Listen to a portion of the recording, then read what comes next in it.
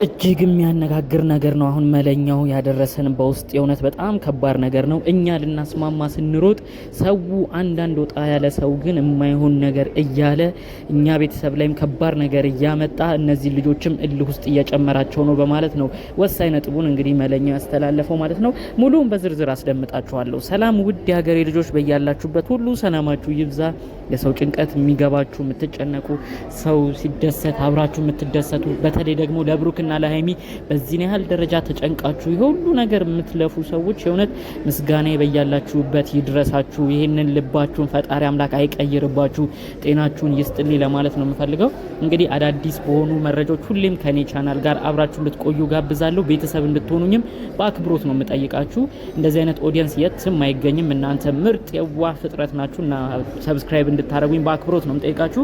ቀጥታ ይዤ ወደ መጣሁት ዝርዝር መረጃ አልፋለሁ። እንግዲህ ከሰሞኑ የሆነው ነገር ብዙዎቻችን ተመልክተነዋል፣ አይተነዋል። የብሩክና ሃይሚ ሲመላለስ የነበሩትን ጉዳዮች ሁሉ የተመለከትነው ነው። እንዲህ ነው ብሎ አሁን ላይ ምንም አይነት ነገር ማለትም እየከበደን ነው። ብሩክና ሃይሚ ከእንግዲህ አብረው እንደማይመጡ ሁሉ ተናግረዋል። ጉዳዩ እንደ ቀልድ የተጀመረ ቢመስልም እንግዲህ ወደ አንድ ወር የሚሆነ የፈጀ ክርክር ጭቅጭቅ ነበረ። ሃይሚም ደጋግማ ተናግረዋለች።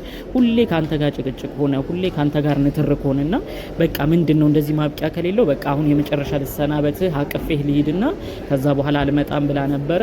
እንግዲህ በዛ ቪዲዮ ብዙ ሰው ነው ያለቀሰው። በኮሜንት ራሱ ኧረ በጣም እነዚህ ሰዎች አስለቀሱን እያሉ ኮሜንቱን ልብ ብላችሁ አይታችሁት ከተመለከታችሁት በቃ እንዳለ የሚለው በቃ አስለቀሱን እነዚህ ልጆች፣ በቃ ተጫወቱብን፣ በቃ ለኛ ያዙንም እያለ በጣም ብዙ ኦዲየንስ ነው የተከፋውና በዚህ ያህል ደረጃ የሰው ፍቅር በእንደዚህ አይነት ሲሆን እኔ የእውነት በጣም ነው የገረመኝ። ብቻ በዛም አለ በዚህ ያለው ነገር ትንሽ ውስብስብ ያለ ነው። በእነሱ ጉዳይ ራሱ የእውነት ከልብ ታሞ ከልብ ችግር ውስጥ የገቡ ብዙ እህቶቻችን እንዳሉ በቀደምም በቲክቶክ አስደምጫቸዋለሁ። አንዲት እህታችን በዱባይ ሆና ያለችበት ነገር እጅግ አሳሳቢ ነው። አንዳንዴ ሰዎች ሲትመከሩ ደግሞ መስማት አለባቸው። እነሱ ምንም ቢሆን ተለያይተው የማይለያዩ ሰዎች ናቸው። ዩቲዩብ ላይም ነው እየሰሩ ያሉ ሰዎች ናቸውና ይህንን ልትረዱ ይገባል። እናንተ ህይወታችሁን ጤናችሁን አሳልፋችሁ እየሰጣችሁ ግን የሆነ ነገር ሲመጣባችሁ የምትጎዱት እናንተ ናችሁ፣ ቤተሰቦቻችሁ ናቸው እዚህ የሚያዝኑት። ስለዚህ በቀደም የሰማነው የእውነት እኔ ቀልድም ነበር የመሰለኝ፣ ግን አሁን ዱባይ የምትገኝ እህታችን ያለችበት ነገር እጅግ አሳሳቢ ነው። ሆስፒታልም ገብታለች ብላ ጓደኛዋ እያለቀሰች ነው የተናገረችው። ስራ እየሰራች በሀሳብ ውስጥ ሆና ሁሌ ብሩክና ሃይሚ ነው የምትለው፣ በሀሳብ ውስጥ ሆና ስቶቭ ላይ ነው አደጋ የደረሰባትና አስቡት። ጤናችሁን አታችሁ እናንተ ምን አይነት ኦዲየንስ ነው የሚባለው? እንደዚህ አይነትስ ከልክ ሲያልፍ ትንሽ ያስደነግጣል። እናንተ ሁሌም ማየት ያለባችሁ የሆነ ሰው ሊታረቅ ሊስማማ ይችላል። እናንተ ያ ሰው ወደፊት ሲስማማ እዚህ ጋር ህይወታችሁን አካላችሁን አታችሁ እነዛ ሰው ሲስማሙ የእናንተ አካል እኮ የሚመለስ አይደለም። ስለዚህ ለራሳችሁ ባካችሁ ትኩረት ስጡ። በዚህ ያህል ደረጃም የዋሃቱኑ ማለት ነው የምፈልገው። እንግዲህ በጉዳዩ በጣም ብዙ ሰው ነው ሲነጋገር የነበረው። ይህንንም አስመልክቶ እንግዲህ በጣም ብዙ ነገሮች ተብለዋል። መለኛው ጋር ደጋግመን እንድንሞክር ደጋግመን እንድንደውል ብዙዎችም ተናግረውናል ማለት ነው። ይህንንም አስመልክቶ መለኛው ጋር ደጋግመን ሞክረናል። እሱ አሁን ድረስ አልሰለቸም። ያው አልፎ ስልክ ይመልሳል እና መለኛው አረ ምንድነው መጨረሻ የተሰራው ቪዲዮ ምንድነው እናንተስ የምታረጉት ነው ያልነው።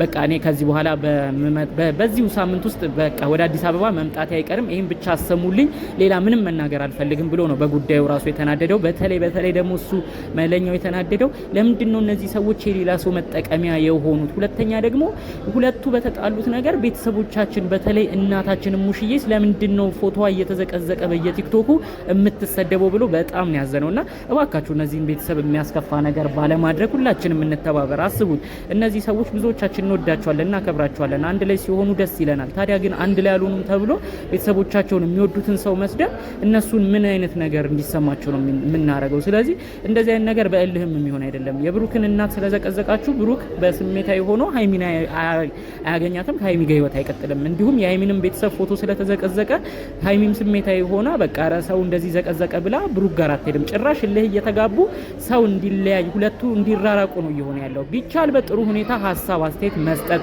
ሀሳብ አስተያየቱን ማድረስ፣ ካልሆነ ግን እንደዚህ አይነት ነገር ዋጋ ነው የሚያስከፍለው። ስለዚህ እባካችሁ ሁለቱ መካከል ብዙዎች እየገቡ የማይገባን አስተያየትም እየሰጡ ጭራሽ ጉዳዩ ቤተሰብ ድረስ ደርሷል ማለት ነው። ብሩክ ደጋግሞ ነው የተናገረው። እንደውም ብሩክ ሃይሚ ልትለየው በመጣችበት ቅጽበት ራሱ አሳሶት ሲናገር የነበረው ስለ እናቱ ሁኔታ ነበረ። ተመልከቱ እናቱን ሙሽዬ ምን ያህል እንደሚወድ። እናንተ ብሩክን የምትወዱ እናከብራለን፣ በጣም ብዙ እንሳሳላለን የምትሉ ሰዎች በምን ምክንያት ነው እናቱን የምትሰድቡት? በተለይ ደግሞ የሃይሚ ደጋፊ ነን ባዮች ናቸው ይሄን ነገር የምታደርጉት። ሀይሚን የምትወዱ የምታከብሩ ከሆነ እኮ የእሷ ፍቅረኛ የነበረውን እሷ የምትወደውን ግለሰብ ልታከብሩ ይገባል። ተመልከቱ ሀይሚ ምን እንዳደረገች። ሲለያዩ እንኳን አቅፋው መሄድን የፈለገችው ቆርጣ አልቆረጠላትም፣ የሆነ ወስና አልወሰነላትም። አሁንም ቢሆን ግን በቃ አይኑን አይታቸው ብላ ነው መሄድ የፈለገችው፣ አቅፋው ስማው ነው መሄድ የፈለገችው። አያችሁ ምን ያህል ፍቅር በውስጣቸው በመካከላቸው እንዳለ። እናንተ ግን በዚህ መሀል እየገባችሁ ማይገባ ነገር የምትሰጡ ሰዎች እባካችሁ ጥሩ አይደለም። እኛም ተመለሱ ነው ማለት የምንፈልገው። ይገባናል ሁለቱ አንድ ላይ እንዲሆኑ ሁለቱ እንዲስማሙ ካላችሁ ፍቅር ካላችሁ ጉጉት ነው። ግን እንደዚህ አይነት ነገሮች ደግሞ ዋጋ የሚያስከፍላሉና እባካችሁ ከመሳደብ ብዙዎቻችን እንቆጠብ። መለኛውም ያለው ይሄንን ነው። በእኛ ምክንያት ቤተሰቦቻችን መሰደባቸው በጣም አናዶናል ብሎ ነው መልእክቱን ያስተላለፈው ማለት ነው። መለኛው ያለውን ሁኔታ እኔ በጥብቅ ይዤዋለሁ። ግን አሁን ትንሽ የደበረኝ ቤተሰቦቼ ደግሞ ሲሰደቡ እኔ ምንድነው ከዚህ በኋላስ ማድረግ ያለብን ብዬ ነው ያሰብኩት። እሱ እንደውም ማስጠንቀቂያና የተለያዩ መልእክቶችን ለብሩክም ለሃይሚን ቪዲዮ ሊሰራ ነበር ያሰበው። ግን ሁኔታውን ሲያየው ቤተሰብም ቲክቶክ ላይ የተሰደበበት ሲያይ ብሩክ ካለው ነገር በመደናገጥ ነው ቆም ብሎ አረ ይሄ ነገር ወዴት እያመራ ነው በማለት እንደውም ትንሽ ረገብ ብሏል። ሰሞኑን ቪዲዮም እየለቀቀ አይደለም፣ አይታችሁታል ብዬ አስባለሁ።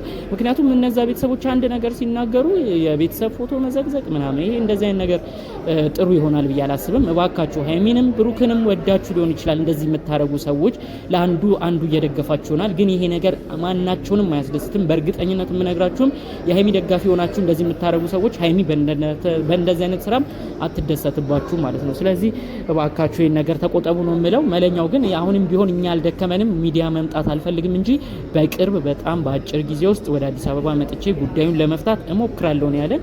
እውነት መለኛው እግዚአብሔር ያክብርልን ማለት ነው የምፈልገው። በጣም ጥሩ ልጅ እሱ በጣም እውነት እኔ ሁሌ የሚገርመኝ ልጅ መለኛው ነው። በቃ ብዙ ጊዜ ስልክ ይደወልለታል፣ ብዙ ሰው ይጠይቀዋል። እሱም አይሰለችም፣ ያው ለተለያየ ሰዎች እያነሳ ስልክ ይመልሳል ማለት ነው። እንግዲህ ያው መለኛው ብዙ እንዳደከም ነው ይገባናል። ግን ያለውን ጭንቀት ተራርቶ ደግሞ እንደዚህ መሆኑ አስደስቶናል።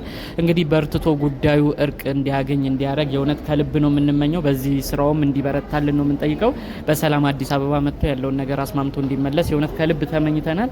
ሀይሚና ብሩክም እንደው ፈጣሪ አምላክ ወይ ቤተሰብም ሳይለፋ ራሳቸው ያሉባቸውን ችግር ማንም ሳይገባባቸው ፈተው በጋራ ሆነው የምናያቸውም ይሆናል ብለን እናስባለን። እሱንም በጉጉት እንጠብቃለን። ጠቅለል ባለ መልኩ ይዘንላችሁ የመጣነው መረጃ ይህን ይመስል ነበር። በሌሎች ቪዲዮዎቻችን እስክንገናኝ ድረስ ሰላሙን ሁሉ ተመኘሁላችሁ። ሰላም